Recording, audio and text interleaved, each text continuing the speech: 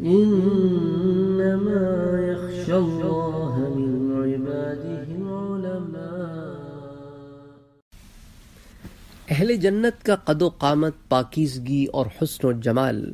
حضرت ابو ہریرہ رضی اللہ تعالی عنہ سے روایت ہے کہ اللہ کے رسول صلی اللہ علیہ وآلہ وسلم نے ارشاد فرمایا کہ پہلا گروہ جو جنت میں داخل ہوگا ان کی صورتیں 14ویں رات کے چاند کی طرح چمکتی دمکتی ہوں گی، اور جو لوگ ان کے بعد دوسرے نمبر پر داخل ہوں گے ان کی صورتیں بہت زیادہ روشن ستارے کی طرح منور ہوں گی۔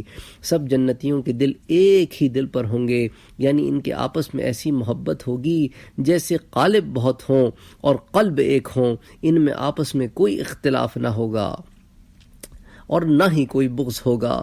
ہر ایک کے لیے حور عین میں سے کم از کم 2 بیویاں ہوں گی، جیسا کہ میں حور عین کے سلسلے میں ان دروس میں آپ سے بیان کر چکا ہوں۔ ان میں سے ہر بیوی کی پنڈلی کا گودا حسن کی وجہ سے ہڈی اور گوشت کے باہر سے نظر آئے گا۔ یہ بھی میں حور عین کے سلسلے میں آپ کے سامنے یہ حدیث بیان کر چکا ہوں۔ اور یہ لوگ صبح و شام اللہ کی تسبیح کریں گے، نہ بیمار ہوں گے، نہ ناک سے کبھی ان کے پانی بہے گا، نہ ان کو تھوک آئے گا۔ ان کے برتن سونے اور چاندی کے ہوں گے، ان کی کنگیاں سونے کی ہوں گی، ان کی انگیٹھیوں میں خوشبو پھیلنے کے لیے جو چیز جلے گی وہ عود ہوگی، اور ان کا پسینہ مشک کی طرح خوشبودار ہوگا۔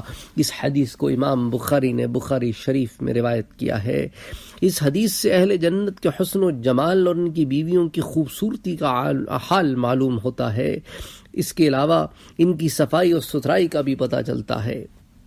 ان کو نہ ناک صاف کرنے کی ضرورت پڑے گی، نہ تھوکنے کی حاجت ہوگی۔ ایک اور روایت میں یہ بھی ہے کہ اہل جنت نہ پیشاب کریں گے، نہ ان کو پخانے کی حاجت ہوگی، بلکہ جو پسینہ آئے گا وہ گرمی کی وجہ سے نہ ہوگا بلکہ کھانا ہضم ہو جانے کا ذریعہ ہوگا، جس کا پہلے بیان ہو چکا ہے۔ اور جب یہ ان کو پسینہ آئے گا تو وہ پسینہ خوشبودار اور خوشگوار ہوگا، سبحان اللہ، اور اس میں مشک کی خوشبو ہوگی۔ تو حدیث جو میں نے ابھی آپ کے سامنے بیان کی ہے کہ اہل جنت کی انگیٹھیوں میں جلنے والی چیز عود ہوگی۔ اب اگر آپ نے کبھی عود کا استعمال کیا ہو تو پھر آپ کو پتا ہوگا کہ عود کیسے جلایا جاتا ہے اور عود کیسے جلتا ہے۔ جنت میں کسی چیز کی کمی نہ ہوگی، لہذا خوشبو کے لیے عود ہی سلگ رہا ہوگا، اور یہ جنت کا عود ہوگا۔ سوچو، دنیا کے عود کا یہ عالم ہے تو جنت کا عود کیسا ہوگا۔ اور اگر آپ نے قیمتی قسم کے عود دیکھے ہوں جو ہزاروں ریال کے تھوڑے سے ملتے ہیں تو آپ سوچے، آپ ذہن میں نہیں لا سکتے کہ ان کی خوشبو کا کیا عالم ہوتا ہے، تو جنت کی خوشبو کا کیا عالم ہوگا اور جنت کے عود کا کیا عالم ہوگا۔ یعنی یہاں پر آپ بیٹھ کر اس عود کا اندازہ بھی نہیں لگا سکتے۔ بخاری شریف میں ہے کہ جب اللہ نے حضرت آدم کو پیدا فرمایا تو ان کا قد 60 ہاتھ کا تھا، یعنی 60 ہاتھ، اور جنت میں جو بھی داخل ہوگا وہ آدم علیہ السلام کی صورت پر 60 ہاتھ کا ہوگا۔ اس حدیث کو بھی امام بخاری نے روایت کیا ہے۔ اب اتنے لمبے لمبے آدمی بھلا کیا اچھے معلوم ہوں گے؟ ایک ذہن میں سوال پیدا ہوتا ہے نا، اب 60 ہاتھ، 60 بالش نہیں ہے، 60 ہاتھ ہے۔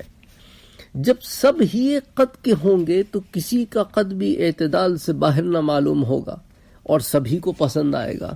کیوں دنیا میں تو یہ ہوتا ہے نا، یہ چھوٹے قد کا ہے، وہ لمبے قد کا ہے، رائٹ؟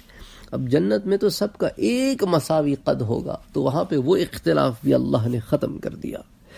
پھر حدیث میں جو لفظ آئے ہیں بکرۃ و عشیہ کے الفاظ ہیں، یعنی کہ اس کے متعلق، یعنی صبح و شام، کہ اس کے متعلق جو شرح کی گئی ہے اس حدیث کی، کہ اس سے حقیقی صبح و شام مراد نہیں ہے، کیونکہ بھئی جنت میں نہ سورج طلوع ہوگا نہ غروب ہوگا، بلکہ ایک ہی طرح کا ہر وقت سما ہوگا۔